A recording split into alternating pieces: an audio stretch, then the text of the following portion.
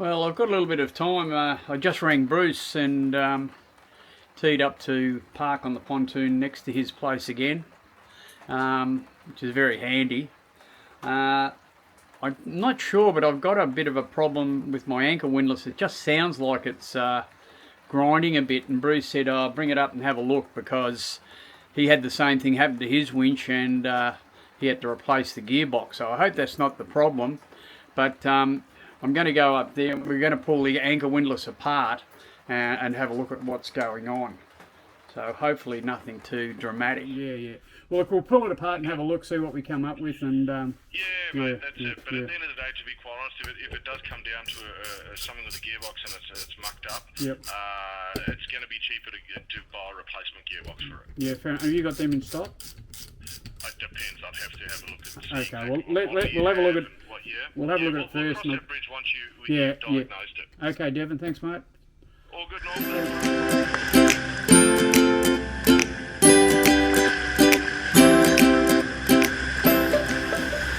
Well, we don't wear skimpy bikinis. Hell, it frightens me when I take my shirt off. There's definitely no one pregnant here. This is motor sailing for old dudes. We do live on a boat, and we do cruise extensively along the Australian coast. Join us and visit some great destinations. Learn how to look after a boat and live off grid. It might even get you enthused to do the same thing.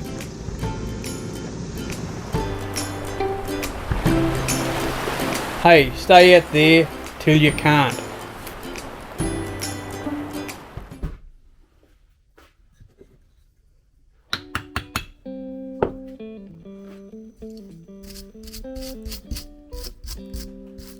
A fair bit of gunk in there, but just a bit of corrosion, I think.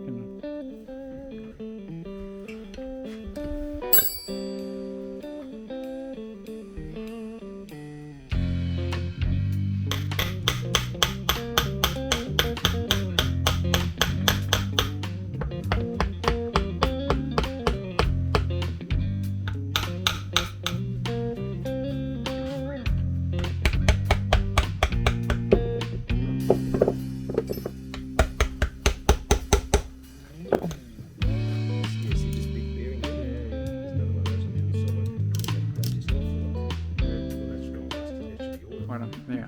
She's knackered, mate. And what about yours? Don't ask it.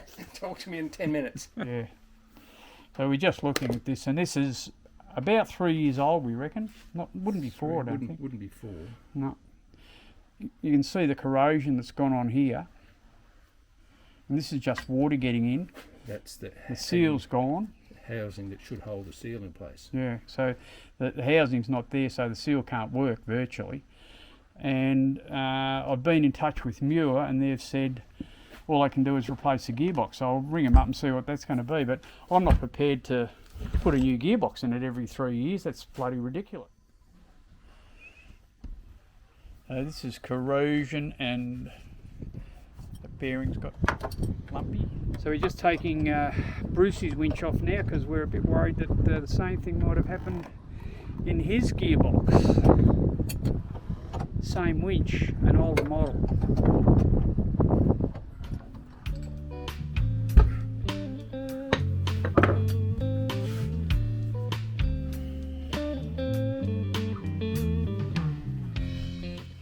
Well, Bruce's looks a bit better from the outset, because if you compare that top boss of mine, how this has all been corroded out, his is crystal clear good. So why is that? When I did put it in, the only thing I can, like this is 7 years old. Yeah. Yours is 3. Yeah. But I did paint all over the top of that with Never-Seas. Yeah. But see how this is all corroded. There's been a lot of water in there, and doesn't look like there's been much water in there, does there? No.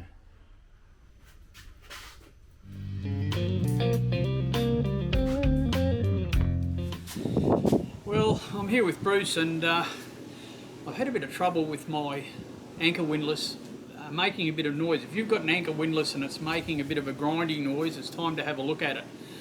And I pulled my winch out, I was quite horrified to see what was going on. Now, I've got to give Muir their due. They've come to the party, and next week we're going to pick up a new gearbox for my winch, and it is probably about 6 months out of warranty, so they've come to the party. But I want to find out why this is happening. I don't want to go through this scenario every 3 years. So what we've done, we've had a really good look at both my winch. What happened when we found my winch was so crook, we pulled Bruce's winch out of his boat, which is exactly the same winch, and I'm just comparing the two because Bruce's winch has been in there for 8 or 9 years and it looks like new, but my winch has been there for 3 years and has, well, degraded to such a stage where it's not functioning anymore.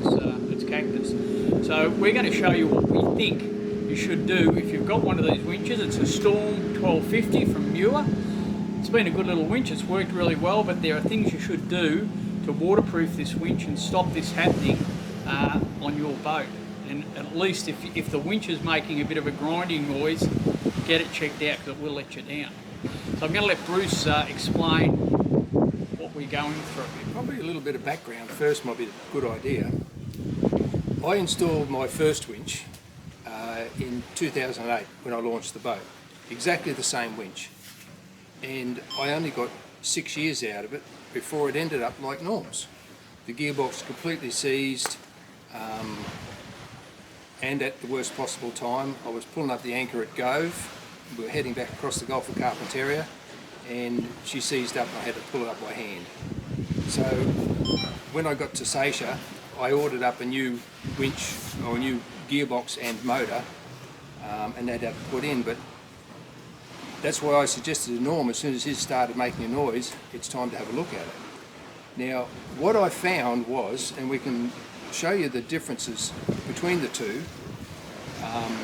when I took my first one out, it was exactly the same as Norm's. Full of water, corroded, rusted, pretty poor state. Okay, so what I suggest is we'll show you what we recommend you do to try and make your winch a little bit more reliable. The first thing, let's have a look at Norm's and what's actually gone wrong with it. The main issue is this top housing has completely corroded away, and that's the housing where the seal sits. And the seal faces down into the gearbox, not so much as to keep water out, but to keep oil in. So what has happened, the housing itself has completely corroded away, as you can see there. Now that housing has this housing sitting on top of it, and that is located into this fitting here, which you can quite easily see where the water has been lying. It's been full of water. There's corrosion on the inside, so that particular assembly is collecting water.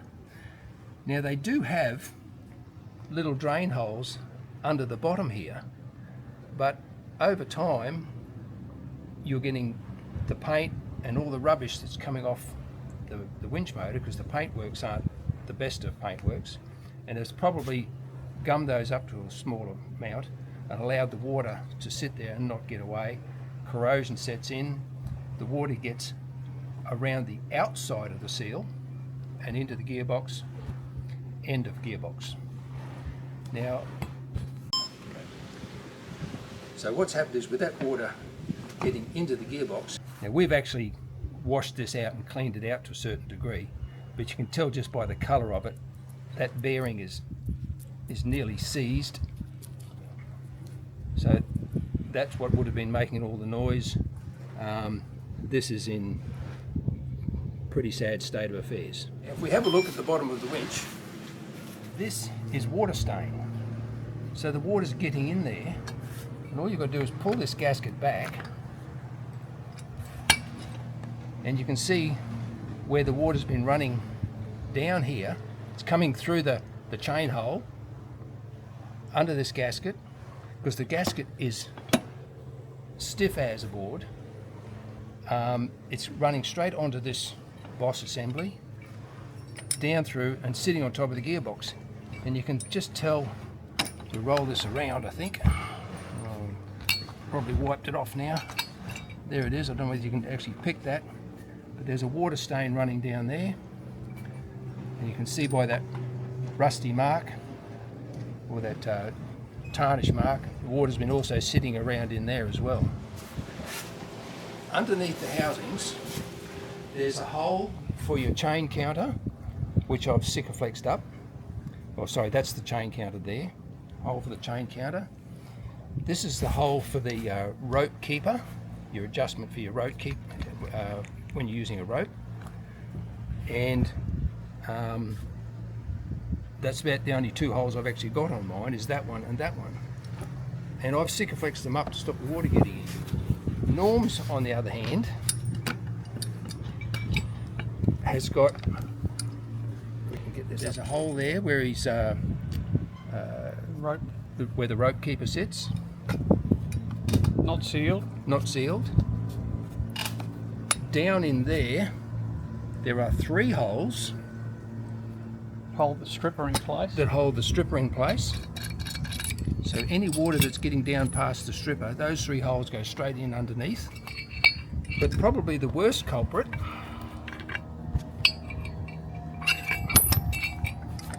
is this hole here, which had a, don't even know where it is now, had a little plastic bung in it, not watertight, where the chain counter would have been if you had a chain counter.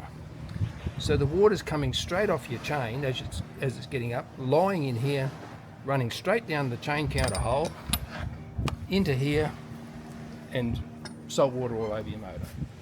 And the other thing that isn't a great idea is the amount of surface area around this spurling pipe hole. That's a very thin edge. Compared to mine. Older model. Yes, this one's 10, 12 years old, whatever, is quite large. So there's plenty of surface area there to get some celastic on. So when I installed this, I didn't use a gasket. I sticked it, or Sikaflex, I should say, Fixed Tech actually, straight to the deck, so that there was no chance of water getting in there at all. So if you've got a gasket, my recommendation would be simply use it as a template for if you're putting on a new one, and toss the gasket out completely, because it's A, too stiff, B, doesn't do the job it's needed to do, and C, is a waste of time. Pretty much. Yeah, if you were going to put a gasket under it, I'd use that as a template. I'd cut it in at a bit of neoprene rubber, something that's soft and maybe thicker, maybe 1/4 of an inch thicker, and I'd pull it right down onto that neoprene gasket rather than this one, because this is just too hard to do the job. And it was being mounted on a dead flat surface, so we weren't putting it on a surface that was undulating or anything like that. It was a bit of perfectly flat plastic we'd put up there, so yeah, it should have sealed all right, but it just hasn't done the job, and that was our downfall, I guess. Okay, when I fitted this winch, and you'll see it, I don't know about the current instructions from Muir, but in my booklet, which is now 2008, it actually mentions Tectile, and I coated the entire winch everywhere in Tectile. It's been washed off now because we've had it on the bench cleaned it up, but that's this brown stuff in between, absolutely everywhere, completely coated.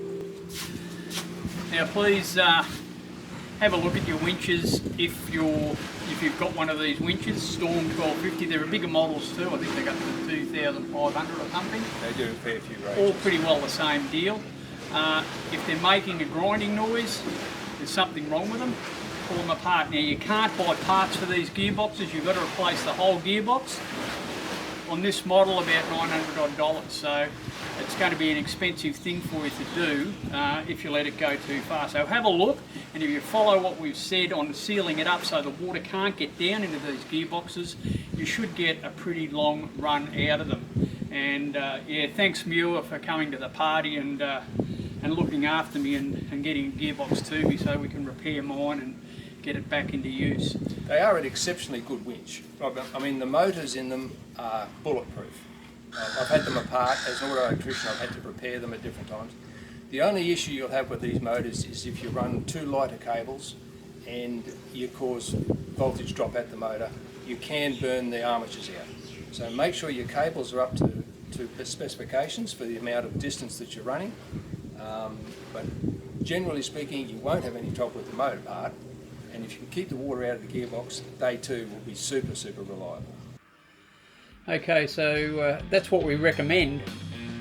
Next week I'm going to put together a video of us installing Bruce's anchor windlass on the foredeck of his boat, and that'll give you a good idea of the process you should go through when you're installing or refitting one of these vertical winches. Thanks for watching this video. I hope you've enjoyed it. If you have, please give us a thumbs up, make a comment. Any comments you have I will answer, and yeah, subscribe to the channel down here, I think, or is it down here? One of those. Anyway, thanks again for watching, and we'll see you next week. Cheers, dudes.